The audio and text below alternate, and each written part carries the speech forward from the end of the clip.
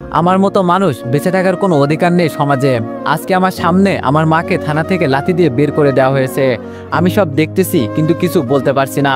থানার ভিতরে 5 জন মিলে আমাকে উল্টো করে লাঠিচার্জ করছে, তাও আবার উলঙ্গ করে।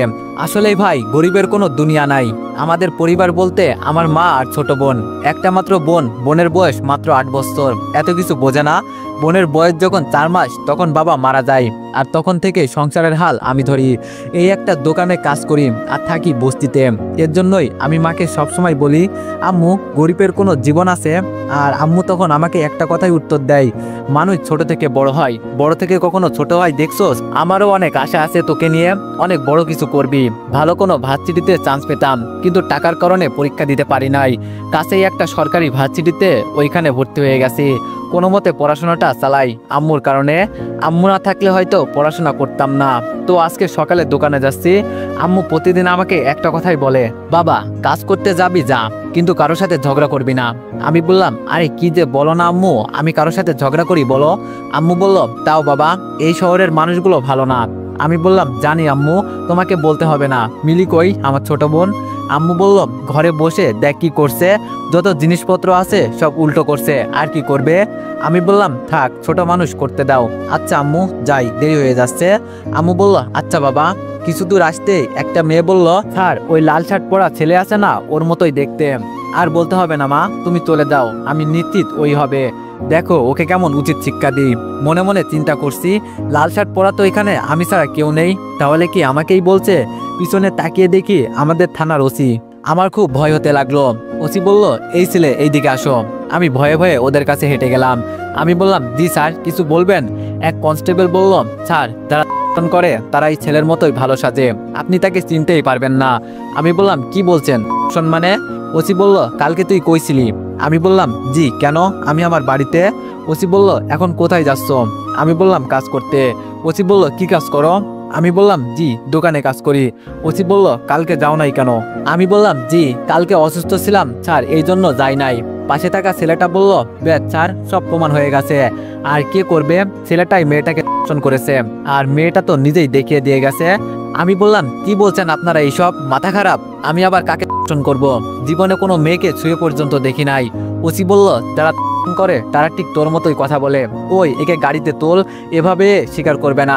আমি বললাম, স্যার, আমার কথাটা তো একটু শুনবেন। ওসি বলল, আচ্ছা তাহলে এখন স্বীকার করে ফেল যে কালকে মেয়েটাকে তুই করছস, তাহলে শাস্তি কম দেওয়ার চেষ্টা করব। আমি বললাম, বলছি তো আমি কিছুই করি নাই। একটু পর পর কি বলছেন আর কাকে করব আমি? ওসি বলল, তোর সাহস তো কম নয়। এক তো আমার কথার উত্তর দিচ্ছিস না, আবার আমার মুখে মুখে কথা বলছিস। এই, একে জেলে ভরে লাঠিচার্জ করে সব বের কর। আপনাকে বলতে হবে না, দেখেন সব কিভাবে স্বীকার করে। আমি বললাম, প্লিজ স্যার, আমার কথাটা তো একটু শুনুন। কেউ আমার কোনো কথা শোনে না। হাজতে ভরে 5 জন মিলে আমাকে লাঠিচার্জ করছে। দেখো, এখনো সময় আছে, বলে ফেল যে মেয়েটাকে কিভাবে করলি। আমি বললাম, বলছি তো আমি মেয়েটাকেই চিনি না, আবার করবো কিভাবে? ও তাই নাকি? তোরে তো একটু জোরে বললো। স্যার, ও মুখ থেকে কোনো কথাই বের করছে না। ওসি বলল, উল্টা করে উলঙ্গ করে পিটাও, তাহলে সব বলে দিবে। আমাকেও তাই করছে, শুধু চিৎকার করছি, আর কিছু বলতে পারছি না।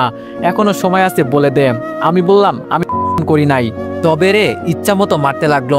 হঠাৎ বাইরে থেকে আম্মুর আওয়াজ শুনতে পারছি। আম্মু কান্না করতে করতে বলল, কি কারণে আমার ছেলেকে এভাবে মারছেন? ওসি বলল, আপনার ছেলে করেছে একটা মেয়েকে। আম্মু বলল, কি বলছেন আপনারা? মাথা খারাপ হয়েছে? আমার ছেলে মোটেই এমনটা করতে পারে না। ওসি বলল, ও তাই নাকি? মেয়েটা নিজেই আপনার ছেলেকে দেখিয়ে বলেছে। আম্মু বলল, মেয়েটা হয়তো ভুল দেখেছে। ওসি বলল, আমাদের দেশে নাকি বিচার হয় না, আমি থাকতে হবে, এখন এখান থেকে চলে যান। আম্মু বলল, আপনার পায়ে পড়ি, আমার ছেলেকে ছেড়ে দেন। ওসি বলল, একটা গোপন কথা কি জানেন? জেলের ভিতরে মেয়েদেরকে আমি করি, তাই বলছি আপনি এখান থেকে চলে যান, নয়তো বলা যায় না, আপনার উপরেও আমার নজর পড়তে পারে। আম্মু বলল, ছি ছি ছি, থানার ওসি এত খারাপ? ওসি বলল, খারাপের দেখেছেন কি? বলেই আম্মুকে লাথি দিয়ে বের করে দিল। আম্মু কান্না করতে করতে চলে যাচ্ছে। বিশ্বাস করেন ভাই, এই কাহিনী দেখে আমার শরীরের ভিতর আগুন জ্বলছে। মনটা চাইছে সব কয়টাকে হত্যা করি, কিন্তু পারছি না। হঠাৎ একটা মেয়ে তার বাবাকে নিয়ে এসে বলল, স্যার, কাকে ধরে নিয়ে আনছেন? ওসি বলল, তুমি চিন্তা করিও না, ওই দেখো ছেলেটাকে মেরে কি অবস্থা করে ফেলেছে। মেয়েটা বলল, কিন্তু স্যার, ও তো আমার সাথে কিছুই করে নাই। ওসি বলল, মানে কি বলছো? মেয়েটা বলল, জি স্যার, যে আমাকে করেছে ওর নাম রনি, আর রাস্তায় মেয়েদের নিয়ে ঘুরছে। রনি নামটা শুনেই বুঝে গেছি ওর কোনো বিচার হবে না। হাসির কোনো বিচার হয় না। ওর বাবার টাকার অভাব নাই, আর রনি যাকে পারে তাকে মারে, আর তো কোনো কথাই নাই। ওসি বলল ছেলেকে নিয়ে আসো তো। আমাকে কাপড় পরিয়ে বাইরে নিয়ে আসলো। হাঁটার শক্তিটুকু আমার শরীরে নাই, কিভাবে বাড়িতে যাব তাই চিন্তা করছি। মেয়েটা বলল সরি আমার জন্য আপনাকে আজকে আমি একটা হাসি দিয়ে স্যার আমি করেছি। গরিবের কোনো বিচার নাই। জানি স্যার, বলতে হবে না। একটা হেল্প করবেন, আমাকে শুধু বাড়িতে দিয়ে আসবেন। ওসি বলল কনস্টেবল যাও ওকে বাড়িতে দিয়ে আসো। মেয়েটা বলল স্যার যে আমাকে করেছে তাকে ধরবেন না।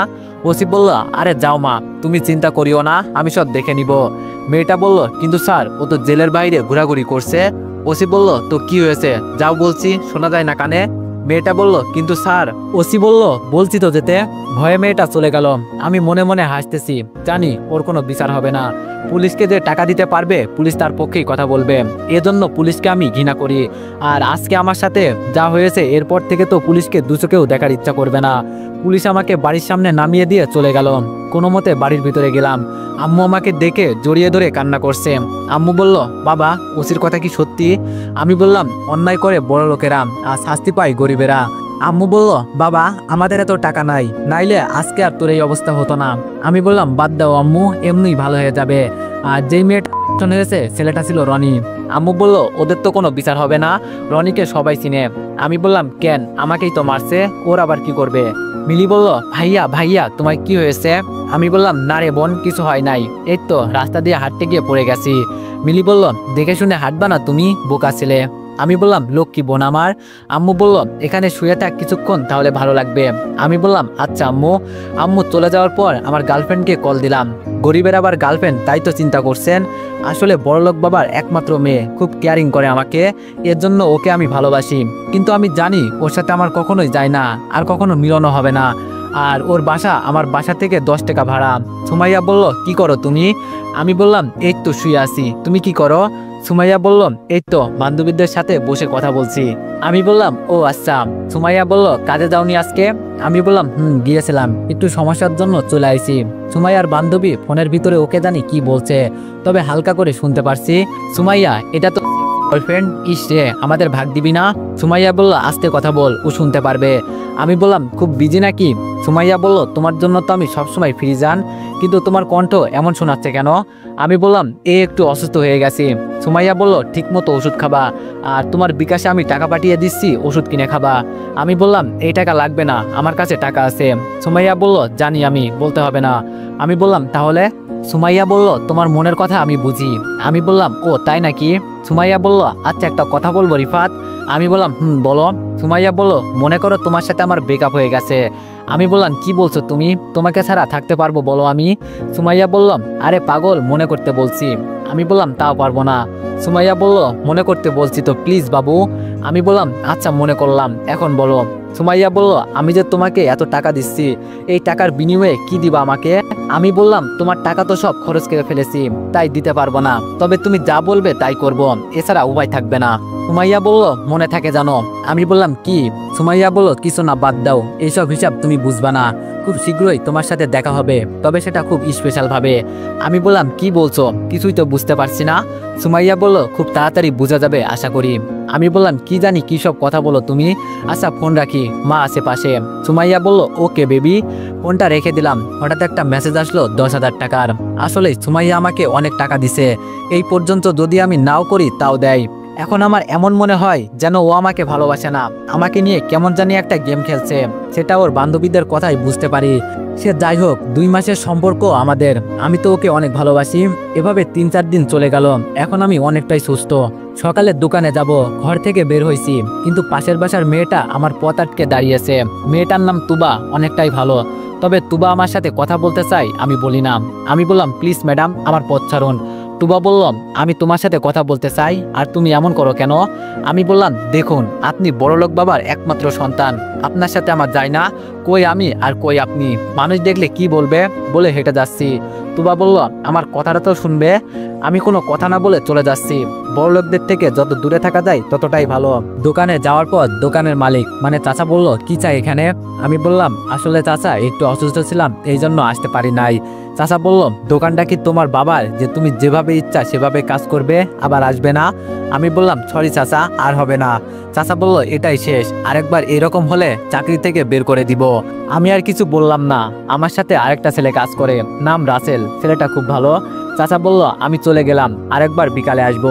রাসেল বলল সমস্যা নেই, আমরা পারবো। চাচা চলে যাওয়ার পর রাসেল বলল কিরে এতদিন আসলি না কেন? আমি বললাম সে অনেক কাহিনী। রাসেল বলল কাহিনী বল বেটা, আমার উপর দিয়ে অনেক চাপ যায় তুই না আসলে। আমি বললাম আমি তো আসতেই চাইছিলাম কিন্তু শরীরে দেয় নাই। রাসেল বলল কি হয়েছে বলতো? আমি বললাম শোন তাহলে। রাসেল সব শোনার পর বলল এইসব আবার হয় নাকি? আমার তো বিশ্বাসই হচ্ছে না। আমি বললাম তো কি আমি মিথ্যা বলছি নাকি?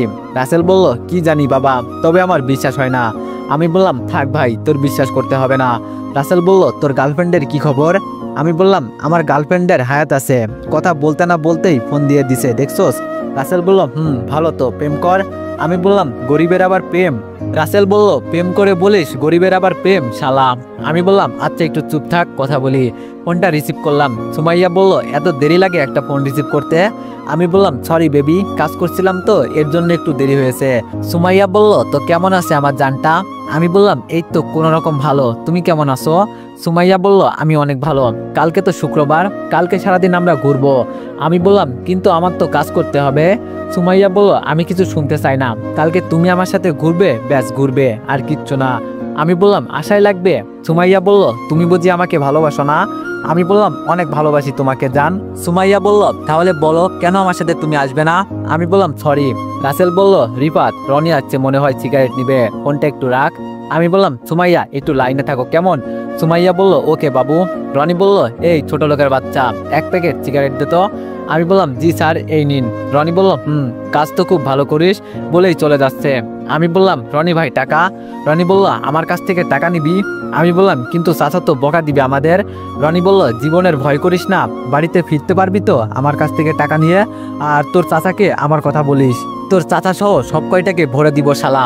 আমার কাছ থেকে টাকা চাওয়ার সাহস দেখে বাঁচি না, এলাকার পোলাপান বলে বেঁচে গেলি, থাকিস তো বস্তিতে, আবার মুখের উপর কথা বলিস। আমি বললাম সরি ভাই। রনি বলল কিভাবে বড় ভাইয়ের সম্মান করতে হয় শেখ। রনি চলে গেল। রাসেল বলল কেন ঝামেলা করতে গেলি? আমি বললাম তো কি করব বল, এভাবে প্রতিদিন এসে যা পারে তা নিয়ে যাই টাকা ছাড়া। রাসেল বলল যেখানে চাচা কিছু বলে না ভয়ে, আর তুই কি বললি? আমি বললাম তাই। লাইনে আসো? সুমাইয়া বলল এতক্ষণ তোমাদের ঝগড়া শুনলাম। আমি বললাম এই বড় লোকেরা যা করে আর কি। সুমাইয়া বলল ছেলেটাকে? আমি বললাম চৌধুরী সাহেবের একমাত্র ছেলে বানাইছে তো সন্ত্রাস, এই শালার জন্য কালকে আমাকে এটা বলে জিবে কামড় দিলাম, সুমাইয়াকে বলা যাবে না।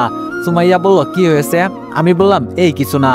এই সুমাইয়া আমার তো আর সহ্য হচ্ছে না, তোর বয়ফ্রেন্ডকে তাড়াতাড়ি নিয়ে আয় না। সুমাইয়া বলল আরে একটু অপেক্ষা কর, তাহলেই তো সবাই মিলে এনজয় করতে পারবো। আমি বললাম কি বলে তোমার বান্ধবী, আর এনজয় করবে মানে? সুমাইয়া বলল আরে কিছু না, বলছি আমরা পিকনিকে যাব তো এর জন্য এনজয় হবে, অনেকেই কথা বলছে। আমি বললাম ও তাই বলো, আচ্ছা তুমি কি সবসময় তোমার বান্ধবীদের সাথে থাকো? সুমাইয়া বলল ওরাই তো আমার সবকিছু। আমি বললাম আর আমি? সুমাইয়া বলল তুমি তোমার বেঁচে থাকার ঔষধ। আমি বললাম ও আচ্ছা তাই নাকি। এভাবে সুমাইয়ার সাথে কিছুক্ষণ কথা বলে ফোন রেখে দিলাম। কাজ করতে করতে রাত হয়ে গেল। বাড়ির উদ্দেশ্যে রওনা দিলাম সব গুছিয়ে। বাড়ি যাওয়ার পর দেখি মিলি দরজার সামনে দাঁড়িয়ে আছে। আমি বললাম কি চাই আমার বোনটার? মিলি কোনো কথা বলছে না। আমি মিলিকে কোলে নিয়ে বললাম এই নে তোর চকলেট, আর রাগ করিস কেন? মিলি বলল তো তুমি এসেই আমাকে চকলেট দিবে না? আমি বললাম আমি তো দেখতে চেয়েছিলাম আমার বোনটার কেমন রাগ আছে। মিলি বলল আমার অনেক রাগ আছে জানো ভাইয়া, আমি তোমাকে মারবো যেই দিন চকলেট না আনবে।